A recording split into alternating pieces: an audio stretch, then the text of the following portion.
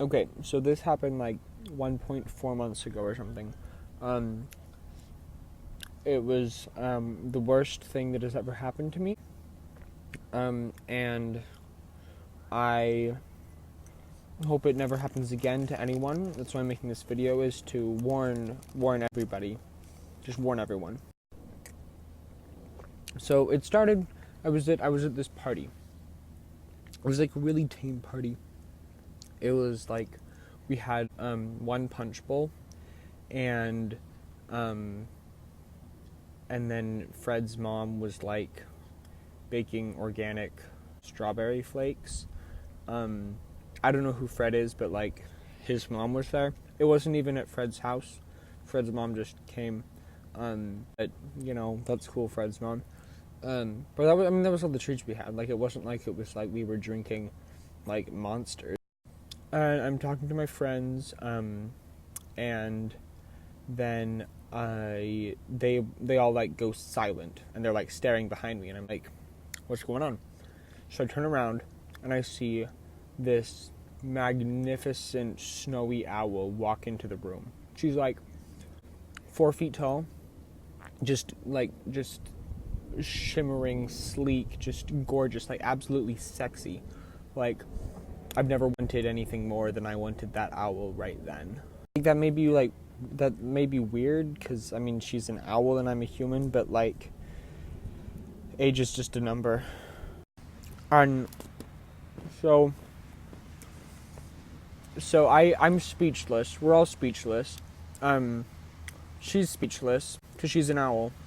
And she just sort of goes, "Oh," but I mean, it was more beautiful than that. I'm like 6, so I mean, I don't really know how to who, but it was a very sexy who, and it sounded like a question, and if anyone was going to be her who, then I was going to be her who.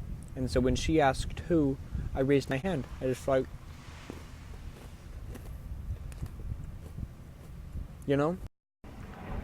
and she comes up to me, and she puts a wing on my shoulder and looks into my eyes. She has like these big glowing, just like yellow orbs in her head, and I'm overwhelmed. I'm very overwhelmed. I'm probably about to faint, and she looks into, like, past my soul, like just into like just the void inside of me, and she says, "Ooh."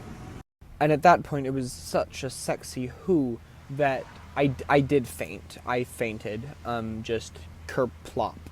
And it was, I don't know. I mean, I didn't know like what it looked like because I was fainting. But I was probably a clumsy faint, because it's hard not to be clumsy in the presence of something so magnificent. And so I wake up, and I'm like laying in a bed. I don't recognize the bed. It has like a cool like checkered pattern on like the quilt, and the walls are like wooden, and so I'm kind of dizzy. There's like an ice pack on my head, and I sit up and I realize I'm like inside a hollow tree, and then I'm like, OMG, this must be the owl's house. Like, who takes a guy home who like faints at a party? That's so sweet. And that was the moment that I fell in love. If an owl cared about me enough to take me home after she made me faint, that's the owl for me. And then I heard her coming, and I didn't know what to do. I laid back down and pretended to be asleep. And so she came over, and she put her silky wing on my shoulder and shook me just ever so softly. And I crack my eyes open, and I see those beautiful yellow glowing orbs staring right down through my soul. And she says, "Who?" And then I fall asleep. I just pass out, like just straight up knocked out, absolutely overwhelmed again. When I woke up again, she was sitting in a rocking chair next to the bed, reading War and Peace aloud to me. And it was the sexiest thing I've ever heard. Except she can't say anything except who.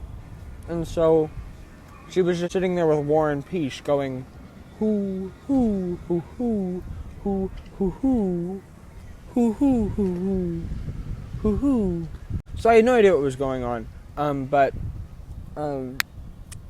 it sounded sexy, so there's that. So she finishes the book, and then looks at me, and once again says, who? And I have enough self-control by now that I don't faint. Instead I look at her and I say, what's your name? And she says, who? What a beautiful name. I've never heard a more beautiful name in my entire life. It's just, what a gorgeous name. So I say, I love you, because I do.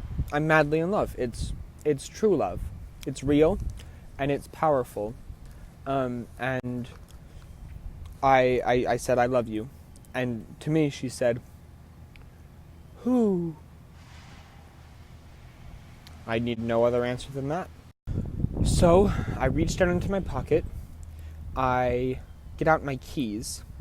I take all of the keys off of my key ring, and I kneel down with just the key ring, and I say, will you marry me, who? And she puts out her wing, and I slip it over the end of a feather, and it falls off. And I was confused. I thought that she loved me, but then my ring just fell off of her wing, and I couldn't imagine anything more disrespectful than dropping a ring after you've accepted a proposal of marriage. And so I'm trying to figure out why she would do something like that. Because, I mean, she obviously loved me, and we were obviously meant to be together, so there must be something else. And so, trying to think of what else might be wrong. And I realized, what if she's not an owl? And so, I asked her, I said, are you an owl? And she said, who? And I cried. I cried for about 12 minutes while she made soup. So I finished crying, and I go over to her. She's making butternut squash soup, and I say, if you're not an owl, then what are you? And she says, who? And I don't know what who means anymore, because it's all she ever says, and I thought it meant love you, and I thought it meant war and peace, and I thought it meant yes, I thought it meant there were so many things that I thought who meant, but now it didn't mean anything, at least not to me. I began to walk away, but then I turned around to say goodbye one more time, when I noticed, sticking out from her back, was a cord, an electrical cord, meant to be plugged into an outlet in the wall. She was a machine. She was a robot. She was incapable of loving. She was incapable of feeling. She was only capable of saying who and making butternut squash soup. I almost married that machine. We were in love. At least I was in love. But her who's and her lies and her soup, it was too much for me. And I went to leave. I opened the door, and I realize we're 200 feet up high in a tree. I'm stuck. So I have to ask her for help. I go to her and say, I need to get down from this tree. And she says, who? And I'm fed up. I can't take it anymore. So I run, I open the door, and I leap. And I'm falling I'm falling, and I'm starting to get scared, because after you fall, you hit the ground, and that's not a pleasant experience, from what I've heard. But as I saw the ground getting closer, and I had accepted my death, I felt her wings wrap around me and lower me gently to the ground. And it was the most amazing experience. I'd never felt anything like it before. And I had to take a few deep breaths and remember that she was a machine and not fall right back in love with her, because it would have been so easy to. But she saved my life, and I held the tip of her wing and I kissed it. And I said, "Goodbye. I loved you while I could, and I wish you loved me back. But it was not to be. May you find a love someday." So I'm in the middle of this forest. I don't know where I am.